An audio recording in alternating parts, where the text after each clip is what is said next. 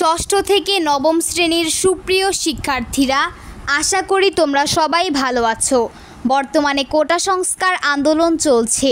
এই আন্দোলনের তীব্রতার কারণে তোমাদের ইতিমধ্যে 3টি মূল্যায়ন কার্যক্রম স্থগিত হয়েছে। তোমাদের এই স্থগিত মূল্যায়নগুলো ছিল 20 জুলাই, 22 জুলাই এবং 24 জুলাই।